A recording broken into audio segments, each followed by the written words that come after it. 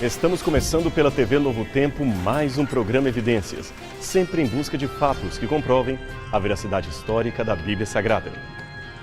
Você já ouviu falar em teoria da conspiração? Provavelmente sim, se não pelo menos já viu algumas de suas propagandas em documentários, revistas e principalmente na internet. Os teóricos da conspiração amam assustar o povo com ideias factoides de uma ameaça iminente que os governos querem esconder, mas que todos deveriam saber para salvar as suas vidas. Alguns, no entanto, teriam descoberto a trama e agora correm para alertar a humanidade. E há de tudo um pouco, desde a descoberta de um plano secreto para eliminar etnias africanas através de um vírus criado pelos americanos, até a trama e ao uso de fraldas para transformar pessoas em satanistas. Segundo essa tese, uma famosa fábrica de fraldas era controlada por um adorador do diabo e o uso dessas fraldas tornava as crianças servas de Satanás. É claro que devemos estar alerta contra certos controles de órgãos, como a mídia, que querem fazer a nossa mente apenas algo manipulável. Mas isto não tem nada a ver com estas histórias ou teorias que quase beiram ao ridículo. Aliás, o assunto gerou mesmo um filme de Mel Gibson intitulado Teoria da Conspiração.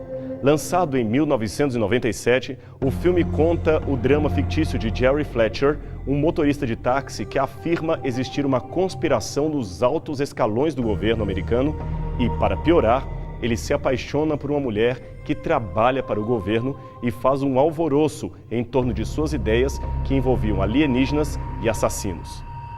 Finalmente, alguém acredita em suas ideias e, no fim, decide matá-lo. Existe algo de semelhante entre esta ficção e a realidade. Não se tratam, é claro, de assassinos alienígenas ou coisa parecida, mas é que as pessoas, elas amam, de certa forma, o sensacionalismo e verdades reveladoras. Daí a existência dessa certa boataria internética, fazendo tanto a cabeça de muita gente. E como não poderia deixar de ser, os nomes mais famosos da história sempre são alvos de teorias da conspiração. Logo, não nos surpreende que alguém também resolva criar teorias da conspiração envolvendo o nome de Jesus Cristo. Algumas dessas famosas teorias da conspiração de Jesus foram o Código da Vinci, de Dan Brown, a Tumba Perdida de Jesus, de James Cameron e Simcha Jacobowitz, a Conspiração de Jesus, de Kersten Gruber e, finalmente, Zeitgeist, o filme. As teorias são as mais criativas que se pode imaginar e uma delas diz que Jesus e o cristianismo foram a criação de membros de uma sociedade secreta do primeiro século com o fim de unificar o esfacelado Império Romano. Uma outra dessas teorias diz que Jesus não morreu na cruz do Calvário, que ele sobreviveu e com a ajuda de seus discípulos foi para um outro lugar, assumiu uma nova identidade e casou-se com Maria Madalena. E tem aquela outra teoria também, famosa durante algum tempo, que diz que Jesus viveu na Índia durante a sua adolescência e ali aprendeu técnicas hindus de levitação, parada respiratória e outros truques que usou para realizar milagres e simular a sua própria morte e ressurreição. Essas coisas povoam as redes sociais e geram inquietude em muitos religiosos, especialmente os mais jovens. Algumas teorias são de fato até cômicas. Eu me lembro de uma, por exemplo, que para justificar a descrença na ressurreição, explicou o fato dizendo que Jesus tinha um irmão gêmeo e que esse irmão gêmeo de Jesus assumiu a sua identidade após a sua morte e enganou os discípulos fazendo-se passar pelo Jesus que na verdade havia morrido. Já pensou quanta criatividade? Uma teoria da conspiração que ainda gera muitas perguntas é aquela que afirma que a história de Jesus seria, na verdade, uma novela teológica plagiada a partir de mitos pagãos existentes antes do cristianismo. O documentário Zeitgeist fala disso em sua primeira parte e o livro Christ Conspiracy, de Acaria, também. A tese defendida é a de que os autores do Novo Testamento, ao escreverem os evangelhos, plagiaram mitos pagãos para compor a história de Jesus de Nazaré. Existe até mesmo uma suposição de que toda a Bíblia se basearia em princípios astrológicos pertencentes às civilizações mais antigas, como os egípcios e babilônios. Assim, os 12 signos do zodíaco seriam, na verdade, a inspiração para as 12 tribos de Israel, os 12 filhos de Jacó e os 12 apóstolos de Jesus. Será que é assim mesmo?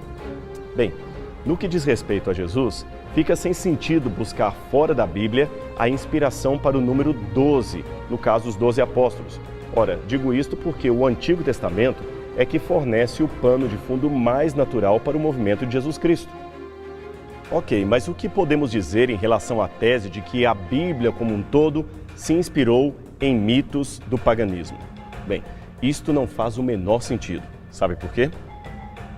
É simples. O livro do Gênesis foi escrito por volta do século XV a.C. E mesmo teólogos liberais que não aceitam a autoria de Moisés afirmam que ele teria sido composto, na versão deles, por volta de 900 a 550 a.C.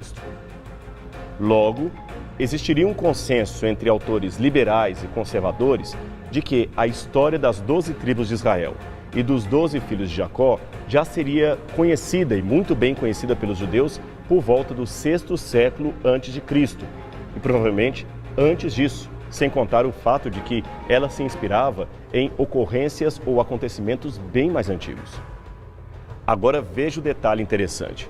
A astrologia babilônica, que divide os signos do zodíaco em número de 12, data, segundo os especialistas, do 5º ou mais provavelmente do 4º século antes de Cristo. Logo, é uma tradição posterior à narrativa bíblica e, logicamente, não poderia ser um modelo no qual as escrituras se inspiraram. E quem nos dá essa informação não são religiosos ou teólogos, mas especialistas em astronomia antiga, como os doutores J. Passachov, do Observatório de Harvard. Aliás, essa datação é um consenso entre os físicos especializados em história da astronomia. Uma comparação clássica que os teóricos da conspiração gostam de fazer é a suposta correspondência entre a história de Jesus e o mito de Horus, o deus egípcio com forma de falcão. Os críticos dizem que Horus nasceu em 25 de dezembro de uma virgem chamada Ísis. Uma estrela no Oriente proclamou a sua chegada. 3 reis vieram para adorá-lo. Ele se tornou um grande mestre aos 12 anos. Aos 30 foi batizado no rio Eridanos por um profeta chamado Anup. Tinha 12 seguidores, fez milagres e ressuscitou El-Osíris ou El-Lazarus dentre os mortos. Pregou numa montanha os ditados de Lusa. Era chamado de Cristo ou ungido e finalmente foi crucificado e reviveu. Essa lista é tão impressionante que mesmo quem conheça por alto a vida de Jesus não consegue deixar de perceber as incríveis semelhanças entre um relato e o outro. E o mais instigante, o mito de Horus dataria de 3.000 anos antes de Cristo. Logo, Cristo teria plagiado Horus. Muito interessante, não é mesmo? Interessante se não fosse uma mentira. Apenas para constar, não temos nada, absolutamente nada na história egípcia que apresente esta versão do mito de Horus. Horus jamais nasceu em 25 de dezembro, e nem Jesus. A sua mãe Ísis nunca foi uma virgem. Ela era, pelo contrário, a esposa de Osíris e concebeu seu filho se autofecundando com o esperma de seu pai que havia sido morto. Aliás, existe mesmo uma história de aparente ressurreição no mito original egípcio, mas não tem nada a ver com a ressurreição de Cristo. É que Ísis, a esposa de Osíris, tomou o corpo esquartejado de seu marido e o costurou. Em virtude disso, ele então volta a viver, mas apenas como um rei mumificado no mundo dos mortos.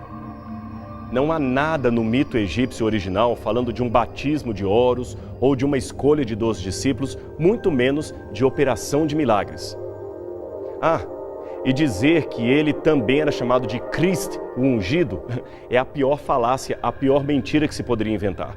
Primeiro, porque temos que esse título era aplicado não a Horus. E segundo, porque Cristo em egípcio significa sepultamento e não ungido. Quando a gente vê essas coisas, fica se perguntando de onde certos autores arrumam tanta criatividade para inventar dados falsos e enganar as pessoas que pensam estar diante de uma pesquisa séria. Mas vamos continuar vendo os paralelos.